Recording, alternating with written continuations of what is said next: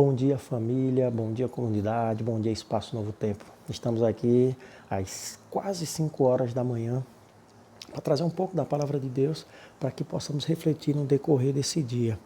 E lembrar também que nós não podemos esquecer das palavras que norteiam as nossas ações: o acolher, o aprender e o servir. E também lembrar que a nossa fidelidade, ela não entra em quarentena, sim, certo? Se você está com dúvidas como você vai devolver seu dízimo, devolver sua oferta, nos procure. Nós teremos todo o prazer, toda a atenção para poder te orientar acerca desse assunto. Tudo bem? Vamos lá para a palavra de Deus. Abra a sua Bíblia no segundo livro dos Reis, no capítulo 7. E eu quero começar com algumas curiosidades interessantes acerca desse livro. Primeira, nós conhecemos a maneira como chegou às nossas mãos como segundo livro dos Reis. Primeiro livro dos Reis, segundo livro dos Reis.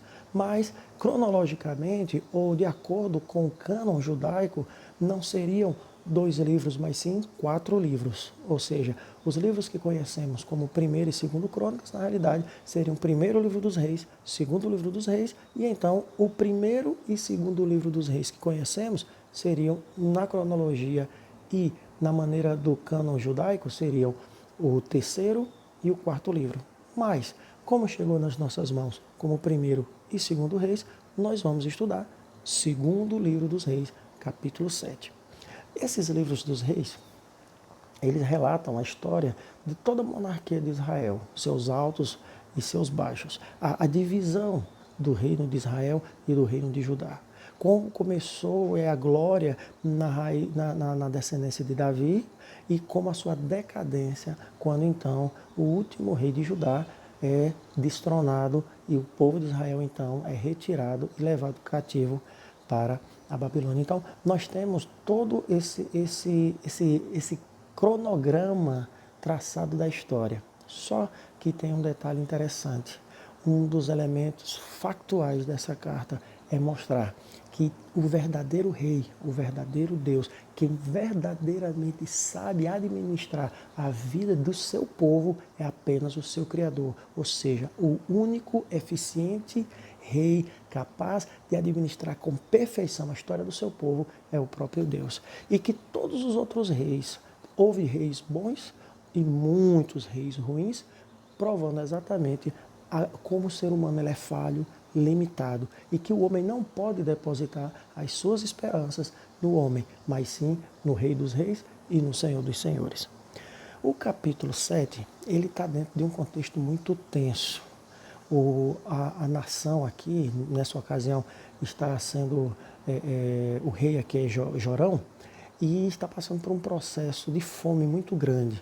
Os sírios ou os arameus, eles estão sitiando a cidade, a capital, então, do reino de Israel, e com esse sítio, ou com esse exército organizado, arregimentado ao redor da capital, a capital se enfraquece, os recursos não entram, não chegam até a população não consegue vender, a população não consegue comprar, a comida ela vai acabando, os recursos econômicos vão se esvaindo e o povo começa a padecer necessidade. Lembrando que todas as vezes que o povo de Israel, em seu período monárquico, eles passavam por fracassos, por fomes, por pestilências, estava sempre ligado à injustiça ou às práticas errôneas dos seus reis. Quando o seu rei, ou principalmente muito mais no reino de Judá, estavam de acordo, alinhados com a vontade de Deus, era visível os livramentos do Senhor sobre a nação que estava buscando o quebrantamento, o arrependimento e a conversão dos seus maus caminhos.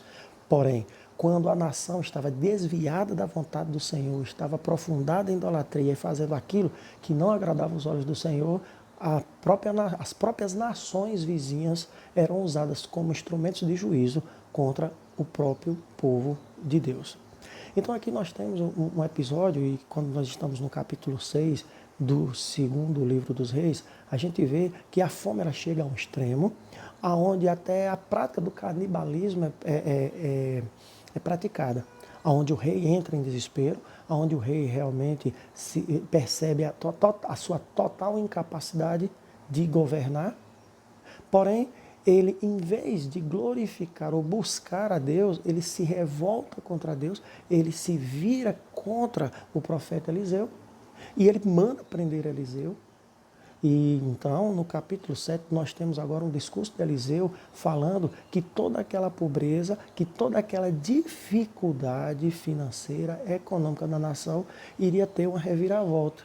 Que dentro das próximas 24 horas, através da palavra do Senhor dita a Eliseu, o povo experimentaria fartura.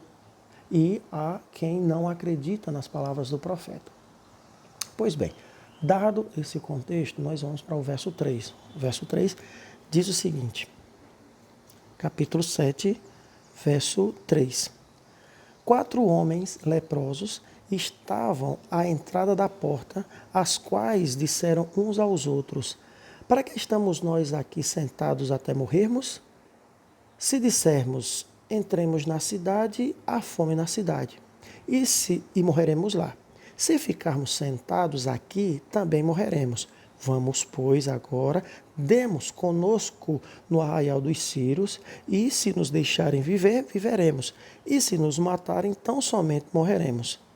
Levantaram-se ao anoitecer para dirigirem ao arraial dos Círios. E tendo chegado à entrada do arraial, eis que não havia ninguém.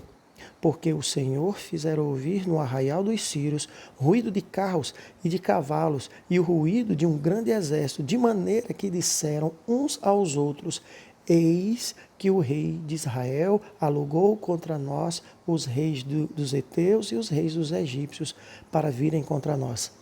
Pelo que se levantaram e, fugindo ao anoitecer, deixaram as suas tendas, seus cavalos e seus jumentos, e o arraial como estava, e fugiram para salvar sua vida.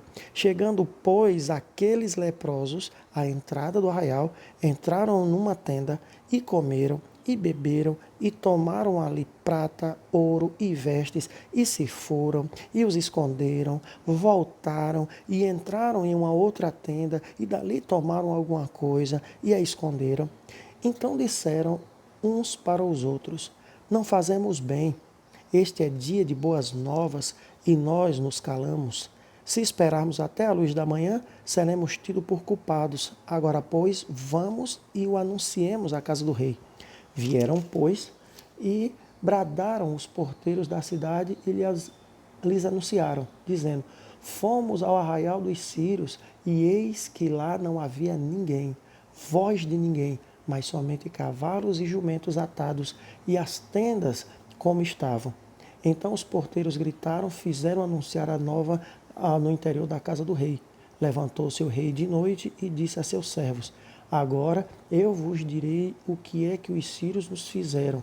Bem sabeis eles que estamos enfaimados.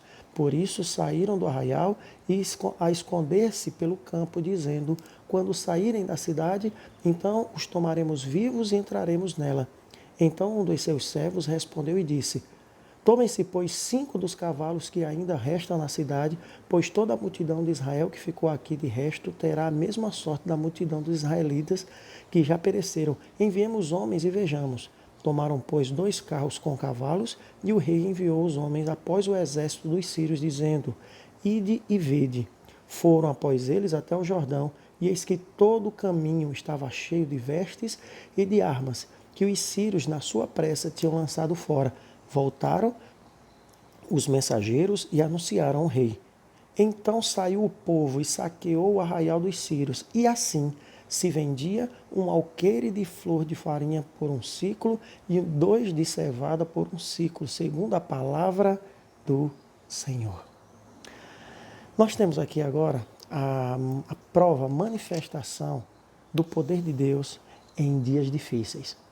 Aqui, os instrumentos de Deus para poder levar as boas novas para uma nação que estava padecendo necessidade foram 4 leprosos. Esses homens estavam numa condição de vida realmente a mais precária de todas naquela condição. Aqueles homens já estavam isolados da sociedade por causa de uma doença que para aqueles dias não tinha cura. Eram, além de impuros fisicamente, também eram tidos como impuros espiritualmente. Eram indivíduos realmente colocados à margem da sociedade, que dependiam, sim, da prosperidade de seus irmãos. Ou seja, eles, quando a nação ou quando as pessoas estavam bem economicamente, financeiramente, traziam alimentos para eles.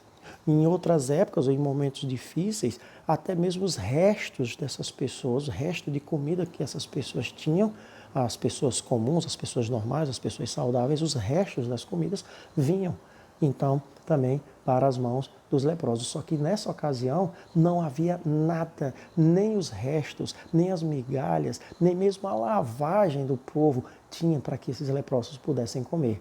Eles estavam numa condição extremamente difícil pela sua saúde, de maneira social e econômica, e também de forma militar. A nação estava comprometida com os regimentos, com o sítio organizado pelos sírios. Ou seja, diante dos olhos daqueles homens, o que se enxergava era a morte. Então, eles poderiam sim ter tomado a atitude e, como disse um cantor dos tempos antigos, ficar sentado com a boca escancarada esperando a morte chegar. Mas eles resolveram tomar uma decisão. Eles decidiram o seguinte: se a gente entrar na cidade, a morte na cidade. Se nós ficarmos aqui, certamente morreremos. Então é o seguinte: se entrarmos, morreremos, porque tem fome na cidade. Se irmos até alguma pessoa, seremos apedrejados, porque, segundo as regras, então, um leproso se aproximar sem declarar que é imundo, seria apedrejado, seria, então, tirado a vida. Ou nós ficamos aqui e morremos de fome, ou vamos até os sírios e lá eles vão repentinamente nos atacar, vamos pedir comida. Se nós não conseguirmos a comida, então ele nos matará, então vamos morrer.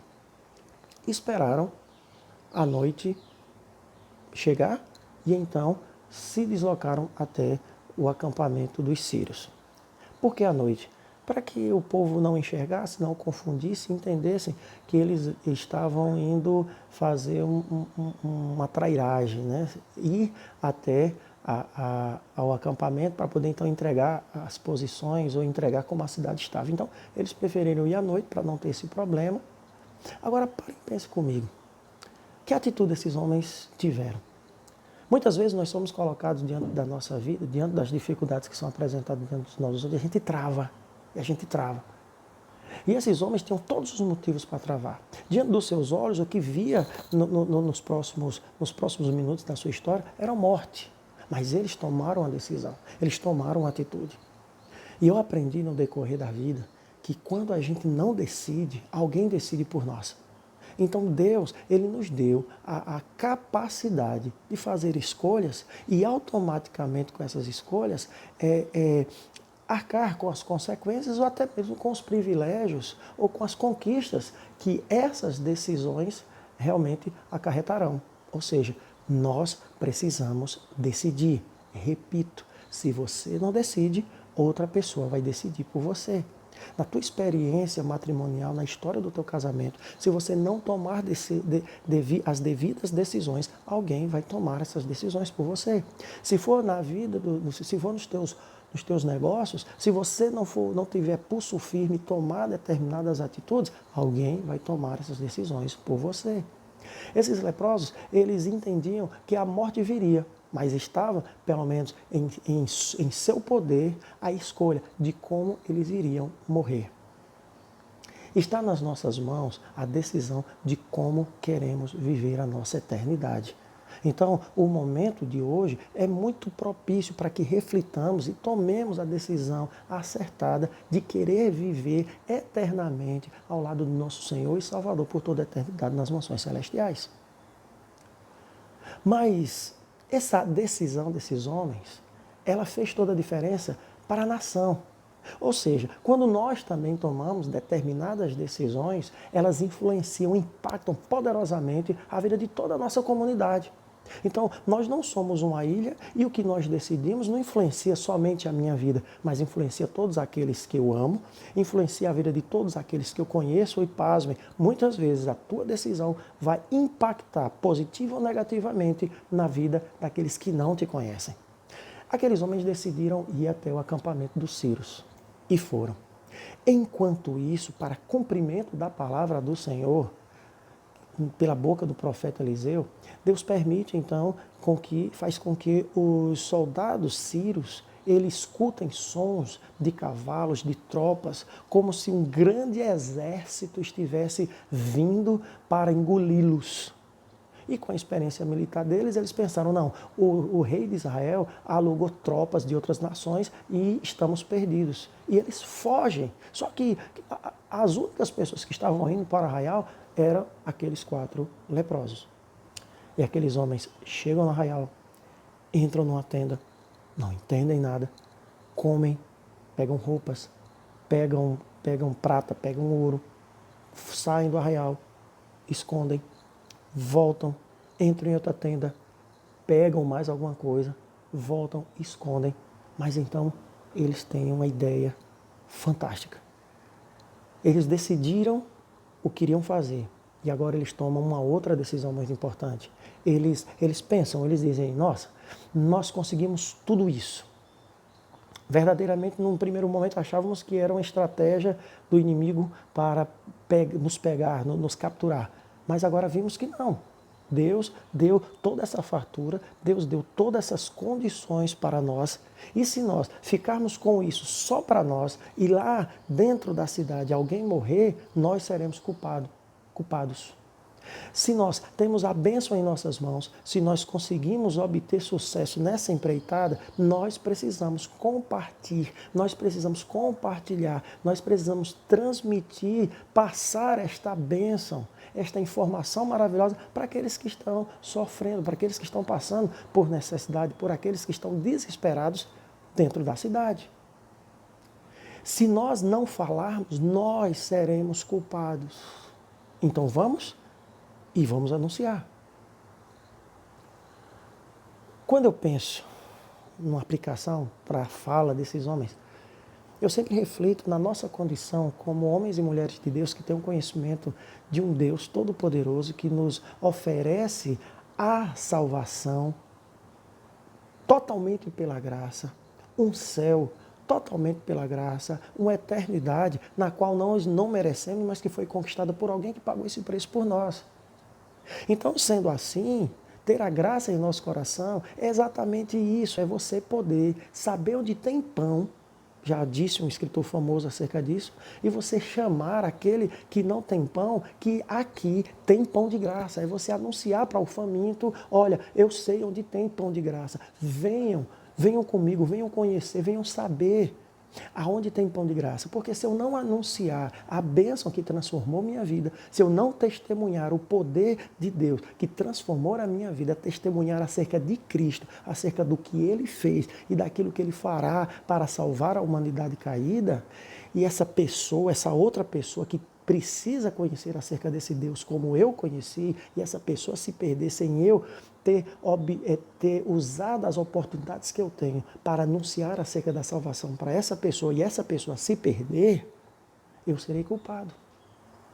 Então nós somos chamados para anunciar as boas novas da graça, a apresentar o Evangelho na sua mais pura e essencial beleza. Nós somos chamados para realmente fazer a diferença na vida daqueles que ainda precisam desse pão da vida. E precisamos nós mesmos, dia a dia, nos alimentar desse pão. E o resto da história é conhecida, nós acabamos de ler. Eles anunciaram, num primeiro momento o rei não acreditou, mas pessoas foram enviadas para ver se a fala desses leprosos eram verdadeiras. E confirmaram a verdade. E então, dentro daquele período que o profeta disse, houve prosperidade na nação. O rei mandou abrir as portas da cidade. O povo foi até o arraial. Foi até aquele posto avançado dos soldados sírios. Não encontrou nenhum soldado, mas encontrou o alimento, encontrou cavalos, encontrou ouro, prata, encontraram roupas novas, e a nação naquele dia, conforme a palavra do Senhor, prosperou. Não apenas pela perspectiva da prosperidade física, da prosperidade material, mas sim porque a palavra do Senhor se cumpriu. Isso significa que dentro em breve, mesmo em dias de tribulação, mesmo em dias de dificuldade, se nós, mesmo sabendo que somos falhos, muitas vezes sabendo que ainda continuamos com a natureza pecaminosa, tropeçando e caindo, mas se mesmo assim, à semelhança daqueles leprosos, tomarmos a decisão correta de anunciar a tão grande e generosa salvação do Senhor em nossas vidas, não somente teremos uma vida de abundância e felicidade, como também transmitiremos para o nosso semelhante abundância de vida, plenitude de vida e felicidade sem fim. Então, meus queridos irmãos, que nessa manhã nós possamos refletir no que esses leprosos fizeram e no poder da palavra de Deus de ser o dono e o governante de todos os povos. Somente Deus é o Senhor dos senhores, Rei dos reis, e somente a sua palavra pode fazer a diferença em nossas vidas. E nós, mesmo que falhos e quebrantados, e quebrados, possamos estar quebrantados e humilhados em sua presença e sermos usados como seus instrumentos para levar salvação a quem tanto precisa. Então, meus queridos, fica aí a palavra de Deus para você, fica essa palavra para mim, que nós possamos, pelo poder de Deus, nesse dia, sermos instrumentos poderosos do Senhor para fazermos a diferença. Deus te abençoe, que Deus fortaleça a tua fé, que você passe por mais esse dia de quarentena juntinho do Senhor e que Deus te abençoe muito e te dê poder para abraçar e manter-se abraçado na sua graça salvadora até o dia do Senhor Jesus voltar. É o meu desejo e a minha oração para você nesse dia. Que Deus te abençoe.